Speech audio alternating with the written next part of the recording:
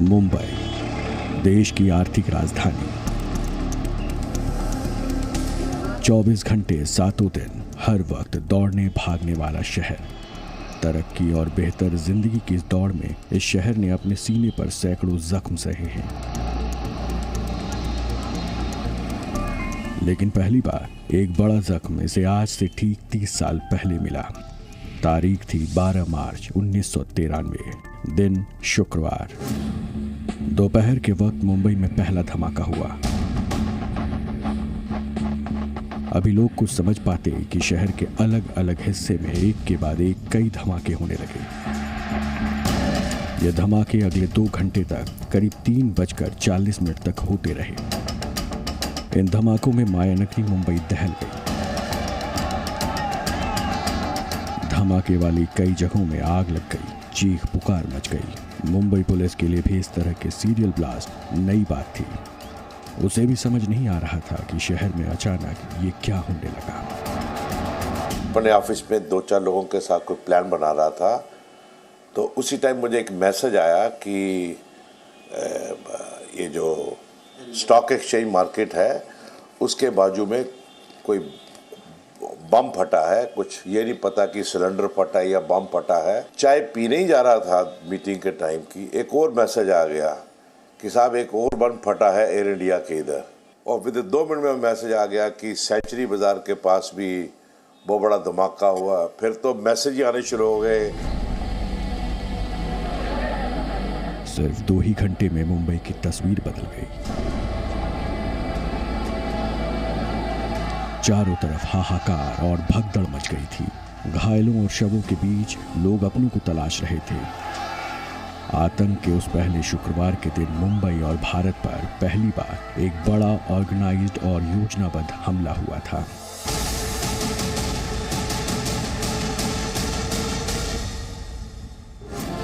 मुंबई पर 12 मार्च 1993 को हुए इस टेरर अटैक के दौरान एक के बाद एक 12 जगहों पर धमाके हुए। इन धमाकों में 257 लोगों की मौत हुई और 713 लोग घायल हो गए। इस धमाके में करीब 27 करोड़ रुपए की संपत्ति का भी नुकसान हुआ। दरअसल ये हमला भारत या मुंबई पर नहीं था, यह हमला देश की तरक्की की रफ्तार पर भी था। मुंबई देश का इकोनॉमिक और फाइनेंशियल सेंटर भी था, इसलिए इस हमले के बहुत ही गहरे नतीजे सामने आए।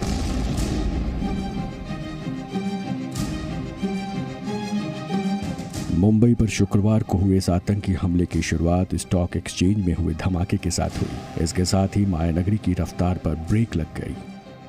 स्टॉक एक्सचेंज की 28 मंजिला इमारत के बेसमेंट की पार्किंग में खड़ी एक कार में RDX से लदी एक कार में टाइमर के जरिए धमाका किया गया। दोपहर 1:30 बजे हुए इस आतंकी हमले में करीब 84 बेगुनाह लोगों की जान चली गई और करीब 250 लोग जख्मी हो गए। इस धमाके की चपेट में कीर्ति अजमेरा भी आ गए थे जब वो स्टॉक एक्सचेंज के सामने से गुजर रहे थे। स्टॉक एक्सचेंज के बाहर रोड के ऊपर था और अचानक धमाका हुआ और मैं उठ गया और उसमें मैं अनकॉन्शियस होने के बाद जब भी कॉन्शियस आया तभी मैंने देखा कि मेरा ऑलरेडी राइट हैंड जो है 95% निकल चुका था। ये जो राइट साइड का जो गाल है वो भी 90 स्टिचिंग उसके ऊपर है आज की डेट में, और बहुत पूरा खड्डा था, कान निकल चुका था, लंग्स फट गए थे, रिब्स टूट गई थी और पूरा राइट साइड का जो बॉडी था वो डैमेज था। और मोर देन 40 ऑपरेशन होने के बाद आज मैं आपके सामने हूँ। बॉम्बे स्टॉक एक्सचेंज पर हुआ धमाका तो बस शुरुआत थी, क्योंकि इसके बाद धमाकों का सिलसिला ही शुरू हो गया। पहले धमाके के 45 मिनट बाद नरसीनाथ स्ट्रीट के राजमंडी में एक ट्रक में धमाका हुआ। इस धमाके में 5 लोग मारे गए और कई लोग जख्मी हो गए। तीसरा ब्लास्ट शिवसेना भवन के बगल में बने लकी पेट्रोल पंप पर हुआ। यहाँ पर हुआ धमाका शिवसेना को निशाना बनाने की कोशिश थी। ये एक तरह के बदले की कार्रवाई थी, क्योंकि इससे पहले हुए मुंबई दंगों में शिवसेना पर गंभीर आरोप लगे थे। इस ब्लास्ट में 4 लोगों की मौत हुई थी और 50 से ज्यादा लोग गंभीर रूप से घायल हो गए थे। उस तरह के गुनहगार तत्व के लोग थे, उन्होंने उस फीलिंग को, जो कम्युनल फीलिंग थी, उसको यूज़ किया। और इसमें खासे गुनहगार जो थे उन्होंने अपना मौके का फ़ायदा लिया। कुछ दूसरे देश जो थे, जो अपने देश की तरक्की नहीं चाहते थे, उन्होंने उस मौके का फ़ायदा लिया। अब तक ये साफ हो चुका था कि मुंबई बड़े आतंकी हमले की चपेट में है,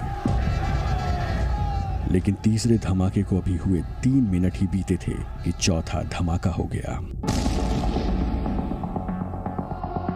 इस बार नरीमन पॉइंट के पास एयर इंडिया की बिल्डिंग को निशाना बनाया गया। एयर इंडिया बिल्डिंग के सामने खड़ी विस्फोटकों से भरी गाड़ी में धमाका होने के बाद बिल्डिंग का ग्राउंड फ्लोर पूरी तरह से तबाह हो गया। इस धमाके में 20 लोग मारे गए और 80 से ज्यादा लोग घायल हो गए।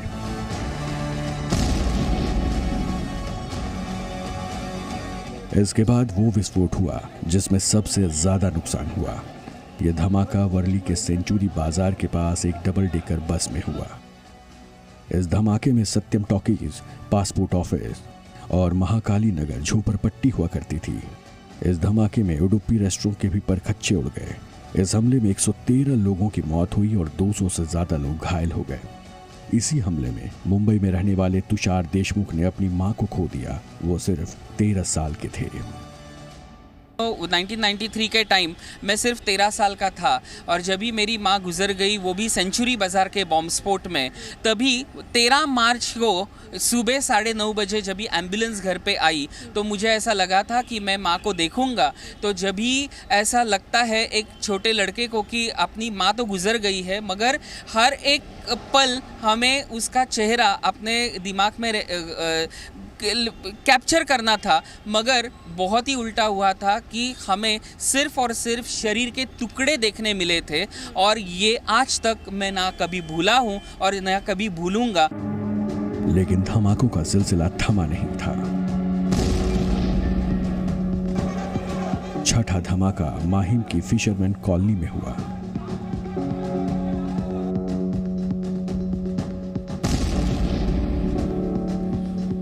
मुंबई शहर का 7वां ब्लास्ट हुआ जवेरी बाजार में, जिसमें 17 लोग मारे गए। यहां एक लावारिस स्कूटर में विस्फोटक रखे गए थे।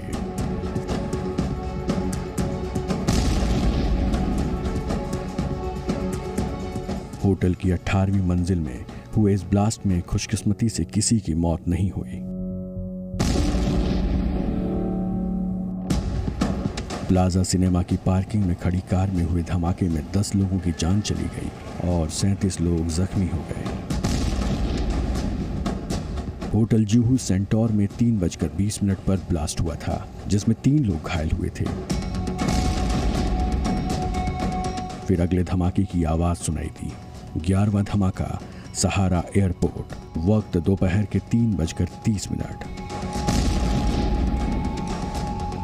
इसके बाद 12वां और आखिरी धमाका होटल एयरपोर्ट सेंटर पर 3:40 पर हुआ। इस हमले में 2 लोगों की मौत हो गई।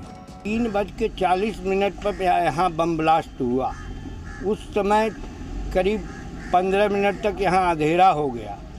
हमने क्या सोचा कि इधर सामने होटल में काम चल रहा है, यहाँ से कुछ छूटा होगा। बाद में मुझे पता चला कि यहाँ बम ब्लास्ट हुआ। मुंबई में हुए इस धमाके में कितने ही लोग अनाथ हो गए, कितने ही लोगों के अपने उनसे हमेशा के लिए दूर हो गए। ये एक ऐसी आतंकी घटना थी जिसमें दूसरे विश्व युद्ध के बाद पहली बार इतनी बड़ी मात्रा में RDX का इस्तेमाल किया गया था। –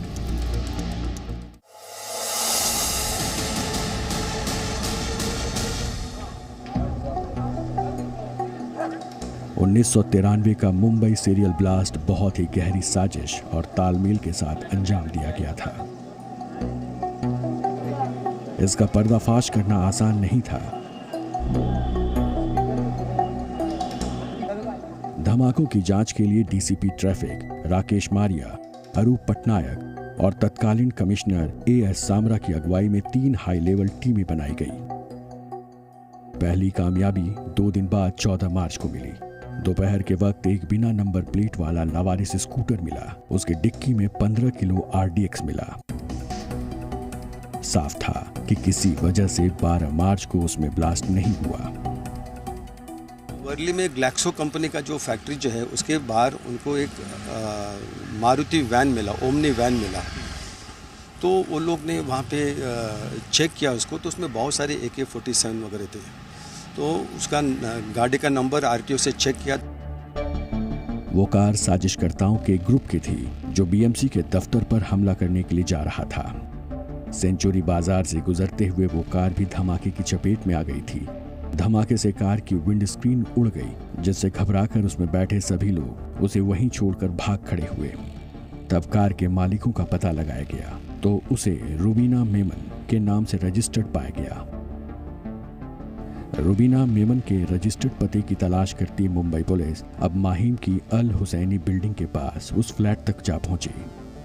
फ्लैट बंद था, लेकिन पुलिस को पता चल चुका था वहां तस्करी के धंधे से जुड़ा टाइगर मेमन का परिवार रहता है, जो ब्लास्ट के दिन ही दुबई भाग गया था।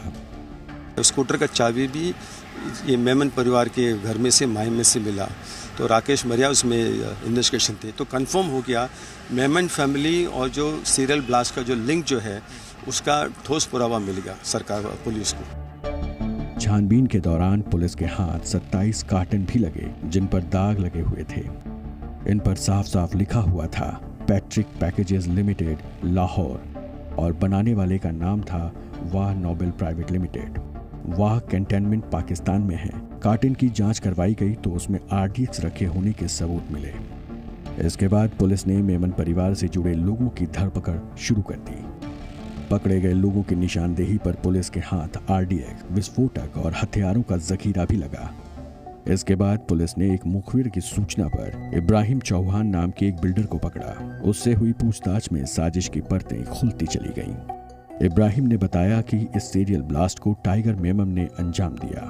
पूरी साजिश के पीछे अंडरवर्ल्ड डॉन दाऊद इब्राहिम और उसका भाई अनीस इब्राहिम था।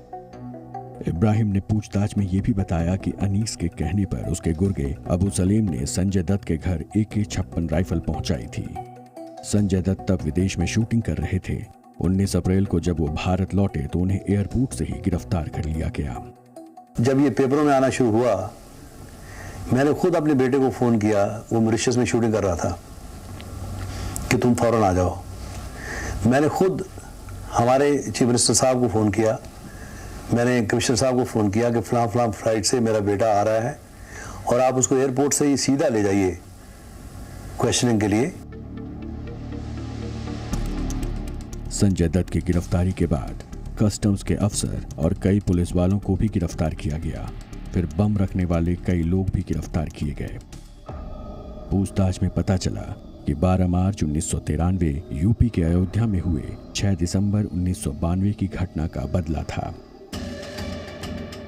6 दिसंबर के बाद देश में कई जगह दंगे हुए थे। उन दंगों में टाइगर मेमन का मुंबई का दफ्तर जला दिया गया था।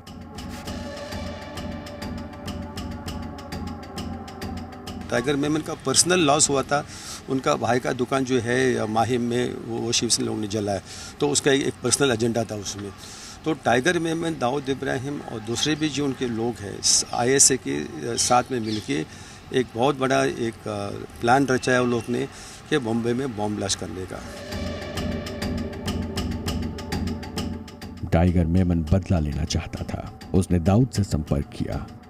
इसके बाद दाऊद ने पाकिस्तान की बदनाम खुफिया एजेंसी ISI के साथ मिलकर मुंबई धमाके की साजिश बनाई और उसे अंजाम तक पहुंचाया। याकूब को नेपाल आने पर पकड़ा गया था। मुंबई धमाके को अंडरवर्ल्ड डॉन दाऊद इब्राहिम ने अंजाम दिया, लेकिन ये कोई गैंग वॉर या अंडरवर्ल्ड से जुड़ा अपराध नहीं था। यह आतंकी वारदात थी जिसने दाऊद इब्राहिम को डॉन से आतंकी बना दिया। इस आतंकी वारदात के बाद मुंबई अंडरवर्ल्ड भी बदल गया। पहली बार मुंबई अंडरवर्ल्ड सांप्रदायिक आधार पर बंट गया। इसलिए पहले इस हमले को शिवाजी जयंती के वक्त करने की योजना बनी थी। बाद में एक व्यक्ति के पकड़े जाने पर हमले का दिन शुक्रवार चुना गया।